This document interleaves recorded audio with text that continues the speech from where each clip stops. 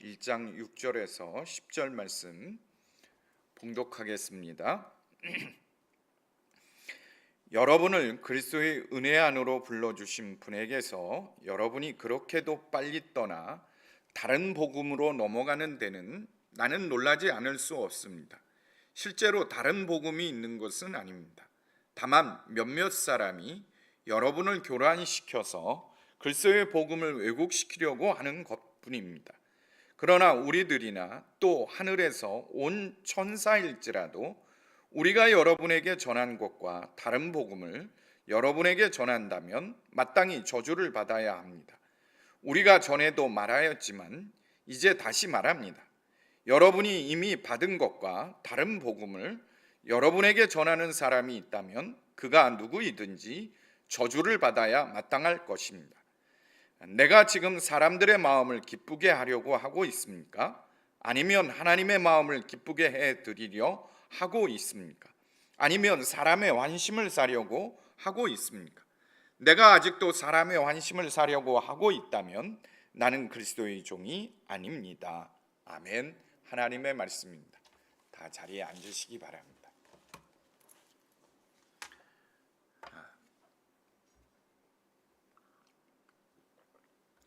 여러분 혹시 산에 올랐다가 길을 잃어버린 경험이 있습니까?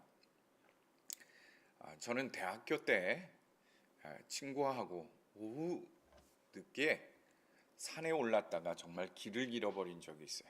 북한산인데 늘 자주 가던 산이라 오후에 올라갔다가 남들이 늘 가는 길이 아니라 뭔가 옆에 길로 가보자 해서 새 길을 개척한다고 옆으로 난 길, 다니던 길이 아닌 딴 길로 들어갔는데 가다 보니까 어두워졌고 길을 못 찾겠는 거예요. 그래서 대학교 때인데 생각하기를 무조건 내려가면 동네가 있으니 내리막길 어느 길 어디로 가든 내려가자 하고는 내려간 거예요.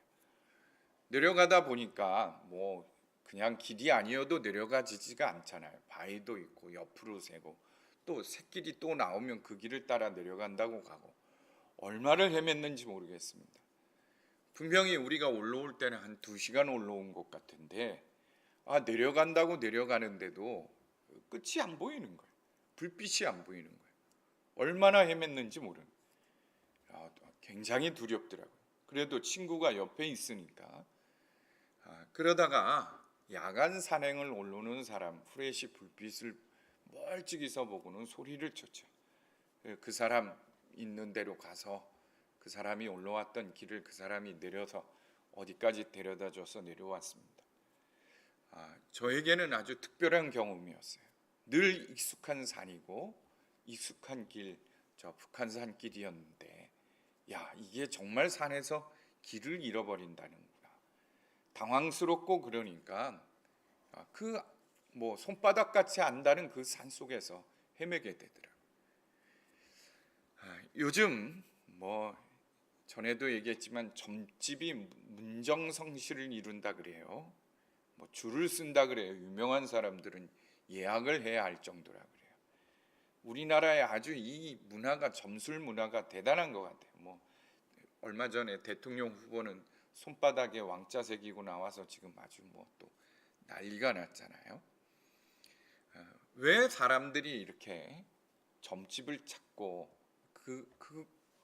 그런 데를 가나? 아니 무슨 모자란 사람들, 배우지 못한 사람들이 아니에요. 배울 만큼 배웠고 우리나라의 가장 엘리트라는 사람들도 그렇게 점집을 찾아요. 왜 그럴까요? 자신들이 생각하고 판단하기에 이 길이 분명한 것 같지만 불안한 거예요. 내가 가는 길이 정말 확실한 길인가? 맞는 길인가? 내가 하려는 사업 세상적으로 볼 때는 다 계획되어지고 분명히 성공할 것 같아. 그런데도 불안한 거예요. 이게 맞나 안 맞나? 우리 자녀들의 미래 또 내 개인의 미래 어떻게 될까? 다 다들 불안하고 근심하니까 뭔가 지푸라기라도 분명하게 잡고 싶은 거예요. 분명하게 붙잡고 싶은 거예요. 그래서 점집을 갖는 거예요. 이 팬데믹 상황, 또 앞으로 코로나 이후에는 위드 코로나라 그러죠. 옛날로 다시 못 돌아간다 그러죠. 다들 불안해하고 있어요. 많은 사람들이 길을 찾아 헤매고 있습니다.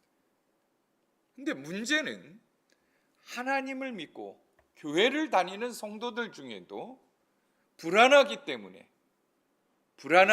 뭔가 확실한 것을 찾으려고 애를 쓴다는 거예요. 교회 밖에서.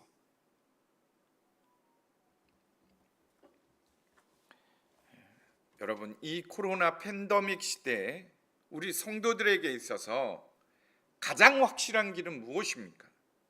성경은 예수님만이 길이라고 했어요. 요한복음 14장 6절에 내가 곧 길이요 진리요 생명이다. 나로 말미암지 않고선 아무도 아버지께로 올 사람이 없다. 예수님 자신을 가리켜서 길이라 그랬어요. 생명의 길이라 그랬습니다. 사는 길이에요. 하나님 아버지께로 가는 영원한 생명을 얻는 길이라고 했습니다. 정말 이 코로나 위드 시대에도 그러면 예수님만이 길이고 해답일 수 있을까요? 우리의 인생의 모든 문제의 해답일 수 있을까? 예수님만이 우리 인생을 구원하는 길일 수 있을까요? 복음은 2000년 동안 하나도 변하지 않고 달라지지 않고 똑같은 복음이 2000년 동안 전해졌어요. 복음은 사실 심오한 것도 아닙니다. 너무나 단순해요. 이 우리에게 전파된 복음이 이 변화의 시대, 혼돈의 시대에도 여전히 복음일 수 있을까? 여러분 어떤 생각을 갖습니까? 상상을 초월하여 변화하는 이 디지털 4차원 문화 시대라 그러죠. 이 시대에도 2000년 전부터 전해진 이 복음은 여전히 우리에게 복음일 수 있을까요? 내 인생의 유일한 살아갈 길, 살 길일 수 있을까요? 우리가 의식하지 못하는 사이에 수많은 이단과 신생 종교들이 일어나고 번성하고 있습니다. 여러분 혹시 사이언톨로지라는 신흥 종교에 대해서 들어보셨습니까? 사이언톨로지라는 종교는요, 인간의 정신과 영혼을 과학기술로서 치료할 수 있다고 생각해요. 그리고 우주인과 교통한대요. 이들은 우주인이 있다는 것도 믿습니다. 그래서 우주인과 교통도 할 수 있다 그래요. 근데 되게 유명한 사람들도 여기에 종교인으로 들어가 있습니다. 우리가 잘 아는 가장 대표적인 사람이 미국 영화배우 탐 크루즈 같은 사람도, 우리나라 유명인들도 들어가 있어요. 우리나라에도 2개가 있습니다. 청평과 거제도에 지부가 있다 그래요. 지금 세계적으로 계속 늘어난다고 합니다. 약 800만 명의 신도가 있대요. 세계적으로. 오늘 본문을 보면 여러분 각 절마다 계속해서 반복해서 나오는 말씀이 있는데 그게 뭐냐면 6절, 7절, 8절, 9절 반복해서 나오는 단어 다른 복음입니다. 다른 복음이라는 단어예요. 갈라디아 지방에 있는 교회들은 바울이 세운 교회들입니다. 그런데 이 교회들에게 문제가 생겼어요. 교회 안에 잘못된 신앙을 가진 사람들이 들어와서 바울이 전했던 복음과는 다른 복음을 전하는 거예요. 이 다른 복음 때문에 사도 바울은 평소 바울답지 않은 아주 격앙된 표현을 써요. 그게 뭐냐면 6절 말씀에 보면 저주를 받을 것이다. 저주를 받을지어다. 여러분, 축복을 전해야 할 사도의 입에서 아주 무서운 말이 이 갈라디아서 편지를 시작하면서부터 시작돼요. 저주를 받을 것이다. 도대체 갈라디아 성도들이 얼마나 다른 복음을 따랐길래 바울이 이렇게 격앙된 것일까요? 어떤 복음이길래 사도 바울이 이렇게 격앙돼서 갈라디아 교회 성도들에게 그 복음을 따르는 자들, 전하는 자들은 저주를 받을 것이라고 말합니까?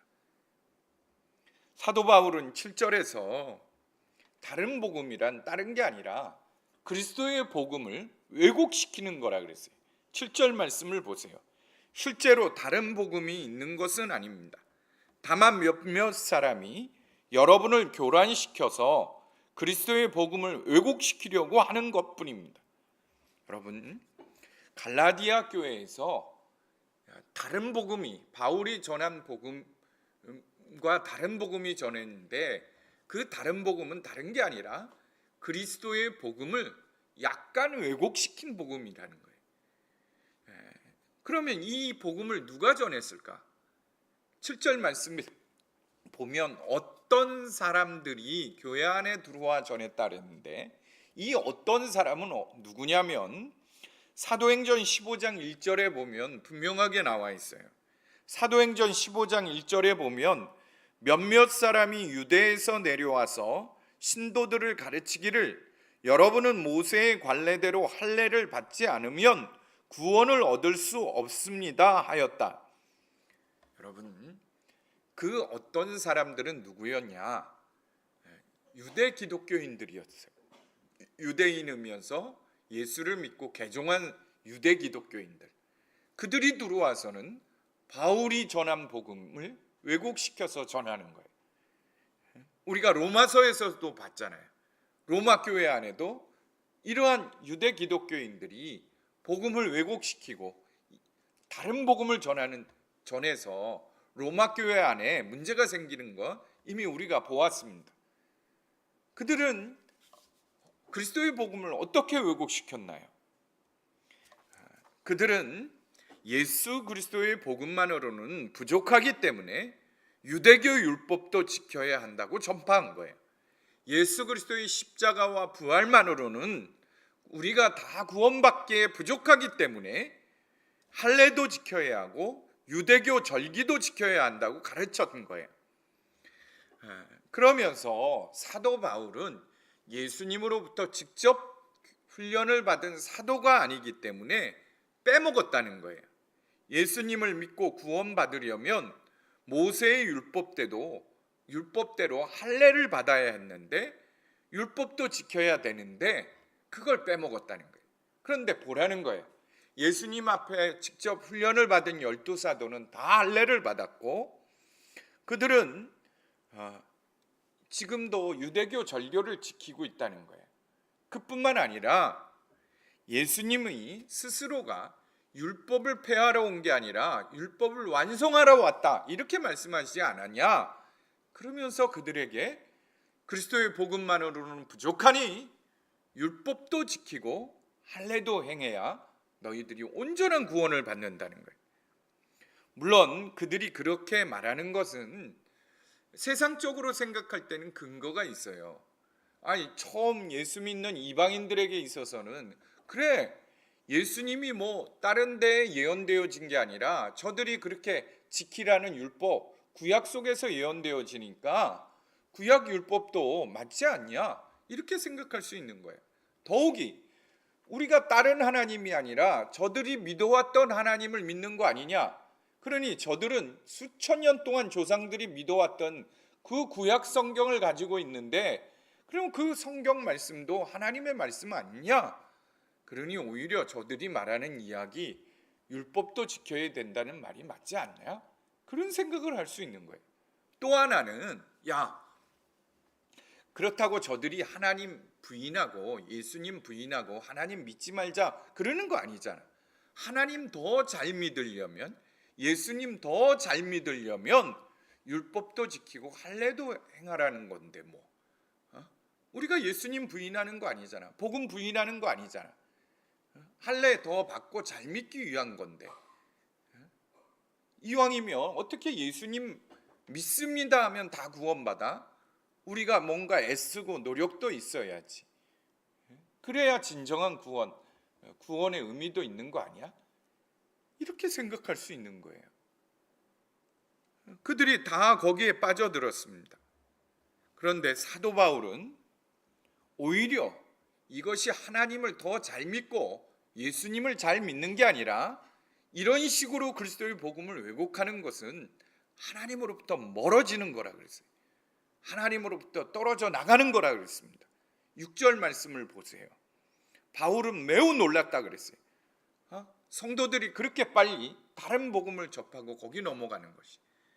여러분을 그리스도의 은혜 안으로 불러주신 그분께서 여러분이 그렇게도 빨리 떠나 다른 복음으로 넘어가는 데는 나는 놀라지 않을 수 없습니다.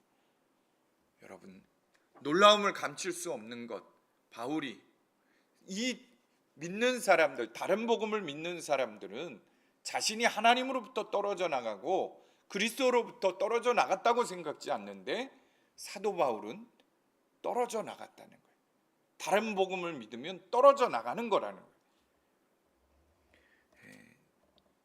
하나님께서는 우리를 하나님의 독생자 예수 그리스도를 통해 우리를 구원해 주셨어요. 십자가의 은혜로 구원해 주셨습니다. 근데 그것만으로는 부족하다니. 그래서 율법도 지켜야 되고 할례도 해야 된다니. 이건 하나님을 떠나는 거라는 거예요. 그리스도를 떠나는 거라는 거예요.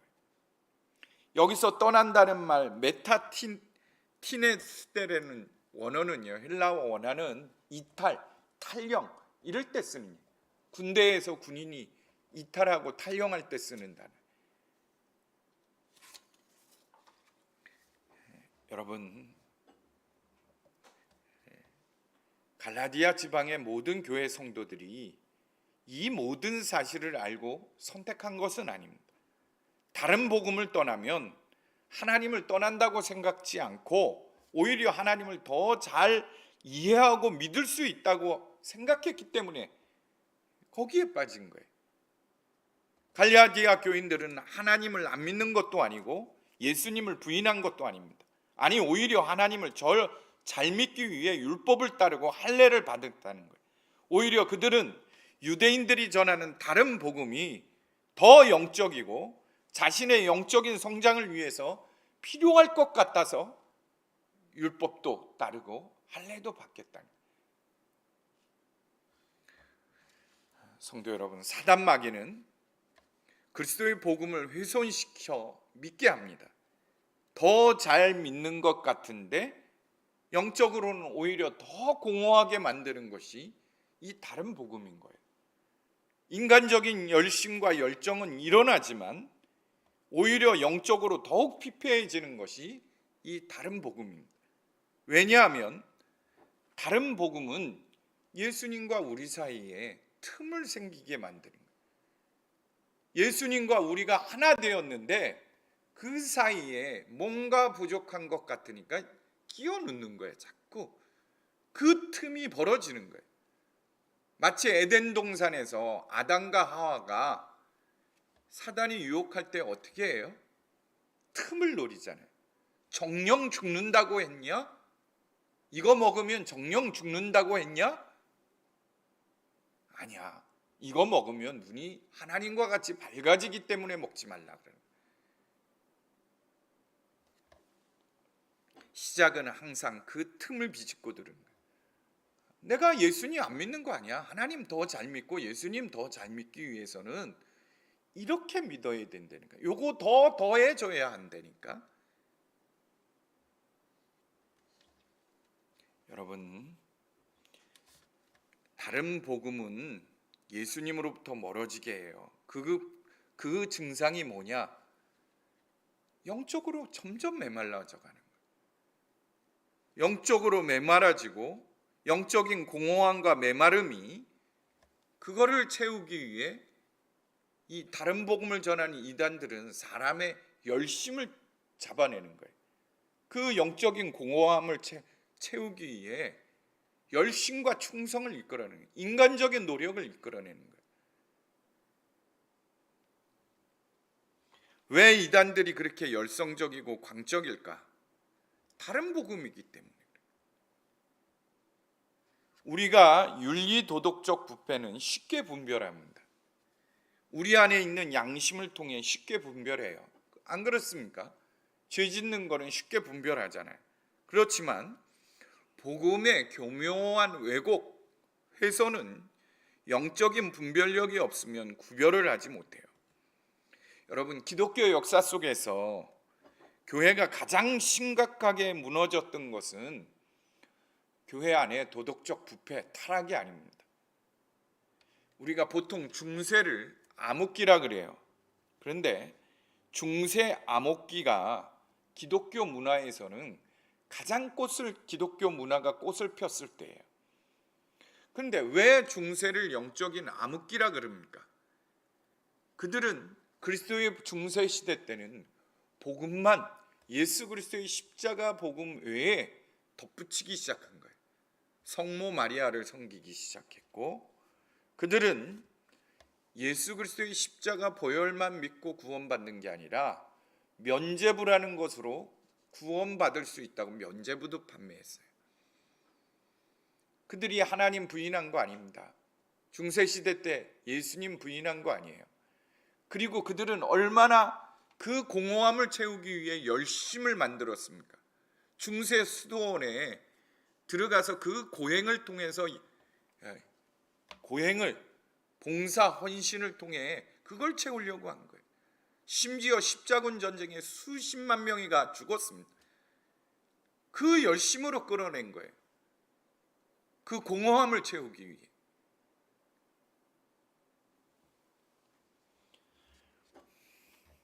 초대교회 때나 지금이나 교회를 가장 심각하게 위협하는 것은 교회 밖에서 핍박하는 조롱, 그런 거 아무것도 아닙니다. 세상이 교회 보고 교인들 보고 난리를 치죠. 어느 시대나 있었어요. 이거보다 더 했습니다. 구한 말에는 예수 믿는 사람들 가면 침 뱉고 설거지물 확 끼얹고 예수 믿어라 그러면 소금 뿌리고, 오히려 교회를 지금 무너뜨리게 하는 것은 교회 안에서 복음을 인간의 구미에 맞게 왜곡시키는 거예요. 왜곡시키는 거예요. 이단이 접근해서 잘 대해주고 사랑을 베풀어 주면 이단인 줄 알면서도 인간적으로 거기에 빠져드는 거예요. 어쩔 수 없이 인간관계 때문에.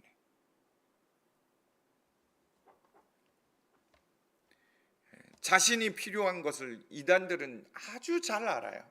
개인의 욕구를. 그걸 채워주는 거예요.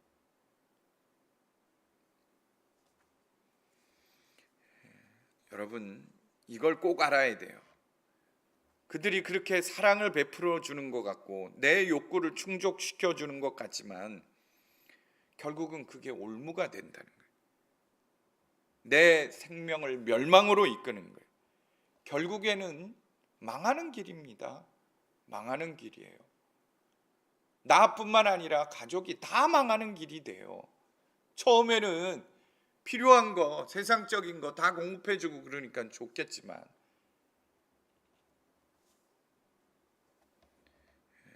여러분, 이러한 위기 때에 우리가 경계해야 돼요. 어떤 이단학자는 그런 이야기를 했습니다. 이단은 위기 때에 조심해야 한다. 위기를 타고 두르는 거예요.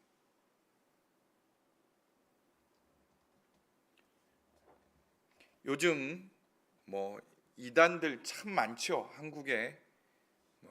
저는 신천지보다 더 무서운 게 하나님의 교회라고 생각해요.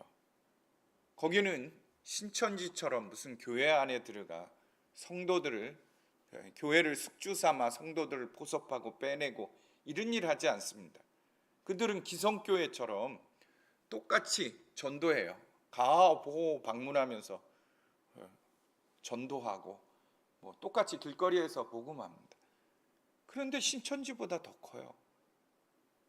그렇게 애를 쓰고 별의 별 짓을 다 망할 짓을 하는 신천지보다 거기가 교세가 더 커요. 이게 더 무서운 거예요, 하나님의 교회. 그들은 하나님 아버지로만은 부족하기 때문에 하나님 어머니가 필요하다는 거예요. 그래서 성경에 쓰여 있는 모성애와 같은 낱말들을 다 하나님 어머니라 그렇게 해석을 해요.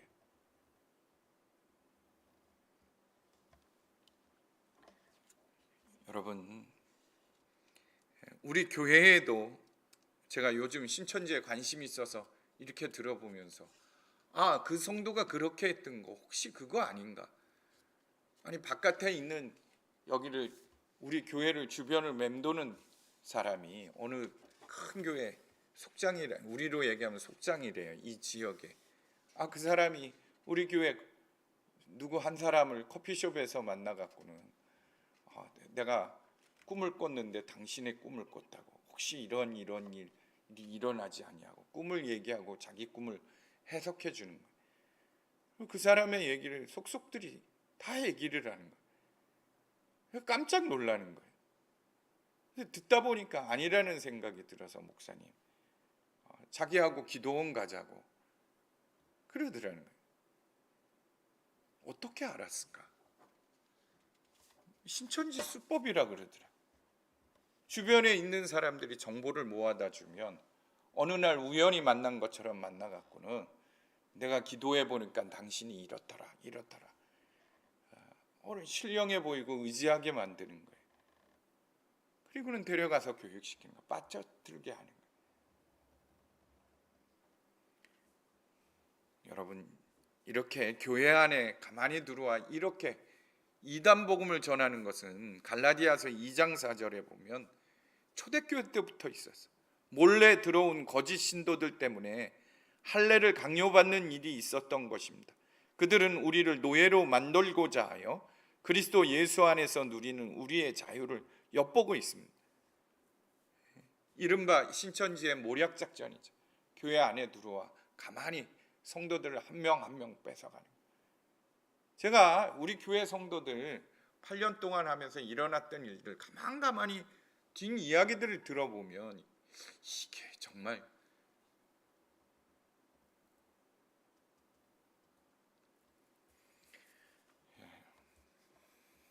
여러분, 우리가 정신을 바짝 차려야 합니다. 오늘 사도 바울이 분명하게 말해요. 이 8절에 보면 그러나 우리들이나 또는 하늘에서 온 천사일지라도 우리가 여러분에게 전한 것과 다른 복음을 여러분에게 전한다면 마땅히 저주를 받아야 합니다. 다른 복음을 전하는 사람, 다른 복음을 믿는 사람은 마땅히 저주를 받는다. 저주를 받는다.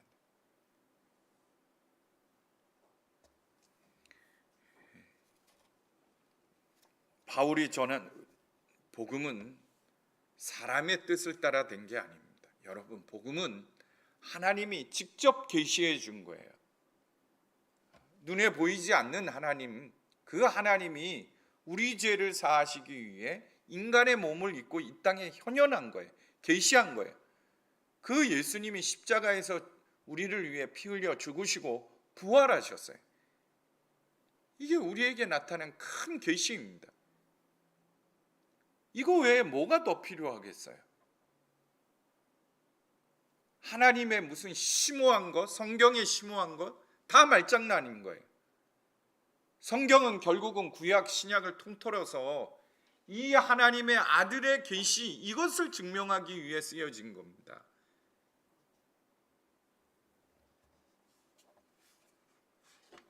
우리는 이미 복음을 믿고 구원받은 성도들이에요. 그럼에도 복음을 다시 언급하고 들어야 하는 이유가 있어요. 왜냐? 우리가 복음을 너무 가볍게 여기기 때문에, 쉽게 여기기 때문에. 그것만으로는 아니니까 뭔가 더 해줘야 돼. 뭔가 지적인 심오함이 있어야 돼. 내가 믿음으로 거저 얻었다는 것이 그렇게 가볍게 여길 만한 것입니까? 내 편에서는 거저지만 하나님 편에서는 하나밖에 없는 독생자를 희생하신 거예요. 복음이 얼마나 값진 것인가를 여러분들이 깨달아야 합니다. 그럴 때 바울처럼 하나님의 은혜가 아니면 도저히 구원받을 수 없다는 것을 깨닫게 되는 거예요. 여러분, 복음은 다른 게 아닙니다. 두 가지예요. 죄의 문제를 해결해 주셨어요. 십자가 보혈로 우리의 모든 죄를 해결해 주셨습니다. 그래서 이 4차원 문명이 열리는 시대에도 복음이 꼭 필요한 이유, 우리를 죄로부터 구원해 주기 때문에. 세상 사람들은 예수를 믿지 않기 때문에 마음이 완악해서 죄가 죄인지 깨닫지 못해. 그런데 예수 믿기 때문에 우리에게는 죄가 죄인 것을 깨닫게 되는 거예요. 그리고 회개하면 용서함을 받아요. 예수님의 십자가뿐만 아니라 부활을 믿어요. 부활을 믿는 것은 무엇이죠? 승리를 믿는 것이고, 또한 부활하신 예수님이 내 안에 오셔서 영원히 나와 함께 하신, 우리를 하나님 아버지께로 이끌어 가신다는 것을 분명하게 믿는 거예요. 그래서 어떤 어려움, 어떤 환난이 눈앞에 있어도 근심하고 걱정하지 않아요. 왜? 내 안에 계신 예수님, 그분만 붙들고 가면 되니까. 그분만 붙들고 가면 되니까. 요즘 너무나 힘들어요. 세상에서 들려오는 소리들은 우리를 참 혼란스럽게 합니다. 마치 우리가 사는 길이 거기에 있는 것처럼 막 이야기들을 해요. 주식하면 인생이 펴지고 달라진다. 주식으로 뭐 대박 터진 얘기들, 복권 터진 얘기, 이런저런 얘기들이 우리 인생을 새롭게 하고 구원할 것 같죠. 요즘 오징어 게임 넷플릭스에서 아마 들어보셨을 거예요. 하도 난리야.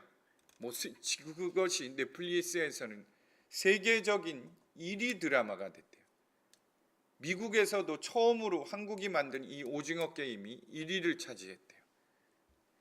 세계 곳곳의 모든 나라들이 시청률 다 1위를 한 거예요. 대단한 겁니다. 그런데 이 오징어 게임 내용이 뭐냐면 그런 거예요. 세상에서 주식하다가 다 날렸어. 주식, 도박, 사업하다가 사기당하고 수십억 빚을 진 사람들이에요. 그래서 사채업자한테 몸 장기 다 도장 찍고 이런 사람. 그러니까 말하자면 세상적으로 어떻게 해볼 수 없는, 그 빚을 갚을 길이 없는 거예요.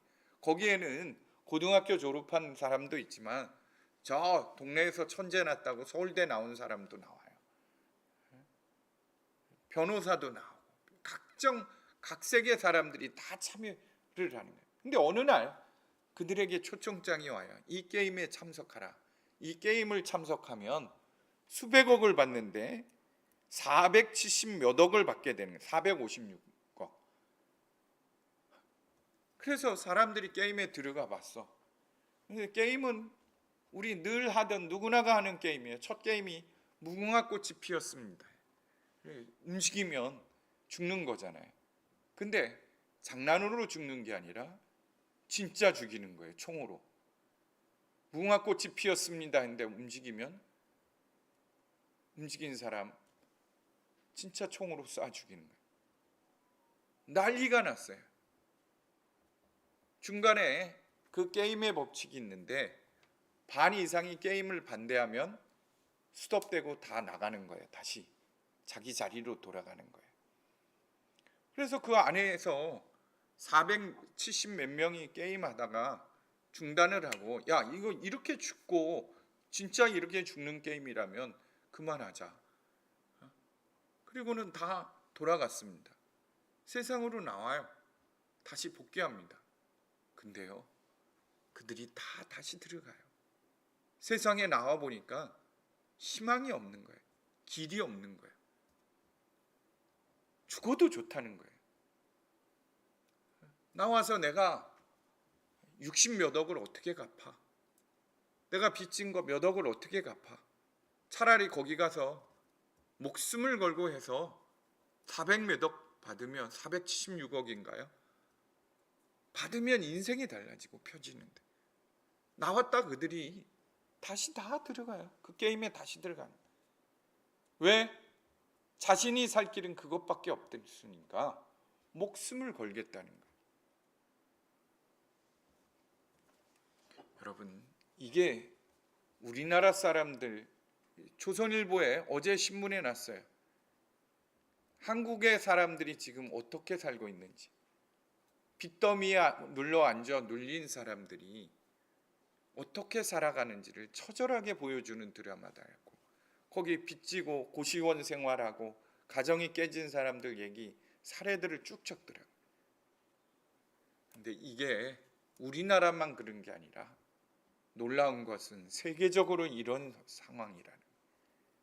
그래서 그 드라마가 1위를 차지한, 1위를 세계적으로. 여러분, 그 드라마를 보면서 드는 생각이 하나님 앞에 정말 감사했어요. 내가 만약 하나님 믿지 않고 예수님 믿지 않았다면 나도 저 사람들과 똑같은 생각으로 살 텐데, 그저 유일한 희망은 내가 대박 한번 터지는 거, 돈 한번, 큰 돈 한번 잡아보는 거, 그러면 내 인생이 펴지고 달라질 텐데, 그 사단이 주는, 마귀가 주는 그 생각에 사로잡혀 죽는 것 뻔히 알면서도 죄악의 길 가고, 죽는 것 뻔히 알면서도 그 길 가는 그런 인생을 살 텐데, 우리에게는 구원의 길, 예수님이 계세요. 우리의 희망이자 우리의 인생의 삶의 구원의 길인 거예요. 여러분, 예수님 공허한가요? 근데 살 길이 거기에 있다니까요. 사는 길이 거기에 있어요. 예수님은 십자가에서 뭐라고 했습니까?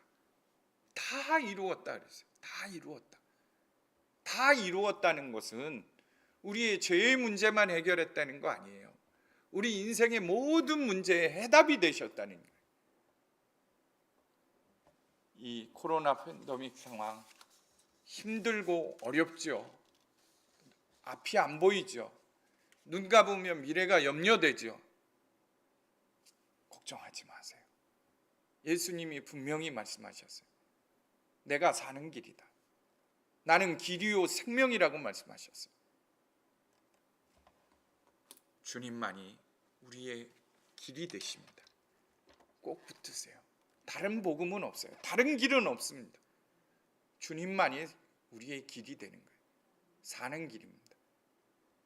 자, 오늘 주신 말씀 붙들고 찬양하고 기도했으면 해요.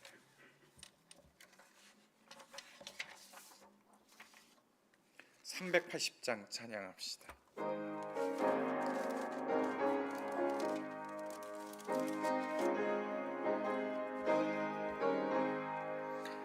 나의 생명 되신 주, 주님 앞에 나아갑니다. 주의 흘린 보혈로 정케 하사 받아 주소서. 날마다 주를 찬송하겠네. 주의 사랑 줄로서 나를 굳게 잡아 매소서. 괴로운 세상 지날 때 나를 인도하여 주소서. 주를 믿고 나가면 나의 길을 잃지 않겠네. 날마다 주를 찬송하겠네. 주의 사랑 줄로서 나를 굳게 잡아 매소서. 세상 살아갈 때에 주를 더욱 사랑합니다. 밝고 빛난 천국에 나의 영혼 들어가겠네. 날마다 주를 찬송하겠네.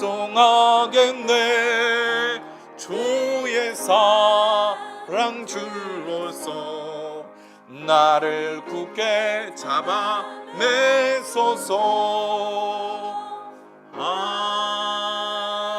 아멘.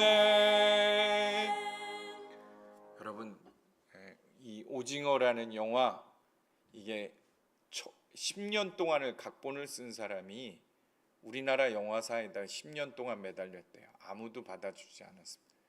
근데 넷플릭스가 받아갖고 아주 뭐 엄청난 수익을 본다 그래요. 뭐 시대를 읽는 눈이 있어야겠죠. 근데 우리에게는 영적으로 시대를 보는 눈을 가지셔야 돼요. 지금은 물질 시대, 물질이 하나님 위에 있습니다. 물질이 결코 우리의 구원자가 아니에요. 물질을 갖는다고 우리 인생이 달라지는 거 아닙니다. 이제는 정말 성도들이 시험을 할 때예요. 떡으로 사는 것이 아니라 말씀으로 살고 예수님만이 모든 것의 해답이 되심을 분명하게 믿는 사람, 이 사람이 이 마지막 때 이기는 자인 거예요. 자, 오늘 주신 말씀 붙들고 간절히 기도하기를 바랍니다. 주님, 나를 주님 사랑의 띠로 꽁꽁 묶어 주십시오. 주님과 나 사이에 틈이 보이지 않게 해 주십시오. 내가 세상에서 다른 길을 찾고 살려고 발버둥쳤던 죄를 용서하소서. 예수님만이 사는 길이라 생명의 길이라 말씀하셨는데도 내가 다른 길을 찾았던 거 용서해 달라고 간절히 기도합시다. 기도하겠습니다. 하나님 아버지, 주님께서 함께 하소서. 오늘 남은 성도들 한 사람 한 사람을 붙드시고 일으켜 주시옵소서. 우리의 죄를 깨끗게 하옵소서. 우리의 죄를 용서하여 주십시오. 주의 보혈로 덮으소서. 우리를 깨끗게 하소서. 세상에 물들지 않게 하시고 세상을 쫓아가는 자들이 되지 않게 하소서. 아버지여 붙들어 주시옵소서. 오늘 나온 성도들 하나님 오직 주님만 믿고 의지함으로 이 어려운 때를 이겨내게 해 주십시오. 예수의 이름으로 이기고 승리하는 성도들 되게 하여 주십시오. 거룩하신 하나님 붙들어 주소서. 성령님이 역사하소서. 다른 복음은 없다고 말씀하신 주님, 다른 길은 없습니다. 예수님만이 길이심을 믿습니다. 주여 우리를 이끌어 주십시오. 우리의 가정을 이끌어 주십시오. 우리의 인생의 길이 되시는 주여 붙들어 주소서. 성도 한 사람 한 사람을 붙잡으시고 일으켜 주시옵소서. 새롭게 하여 주십시오. 거룩하신 하나님 새 영을 부어 주소서. 오직 주님만 의지하게 하소서. 인간적인 헛된 것들 다 내려놓게 하소서. 주님 감사합니다. 예수 그리스도의 이름으로 기도합니다. 하나님 아버지, 우리에게는 다른 길이 없다고 말씀하신 오직 주님만이 우리의 살 길이요 생명의 길임을 말씀하셔서 또 한 번 듣게 하셔서 감사합니다. 우리가 살려고 세상 이런저런 것을 길을 찾았던 죄를 용서해 주십시오. 사람도 의지하고 돈도 의지하고 세상의 조직도 의지하고 관계도 의지했던 죄 용서해 주십시오.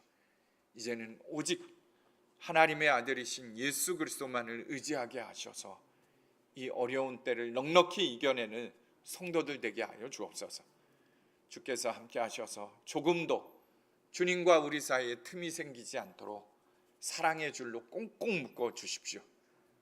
주님과 하나 되어 오직 24시간 주님만 바라보는 성도들 되게 하여 주옵소서. 주님, 오늘 또 예배하면서 주님께 예물 드립니다. 우리의 모든 것이 다 하나님으로부터 왔으나 거룩히 구별하여 10분의 1을 하나님께 올려드립니다.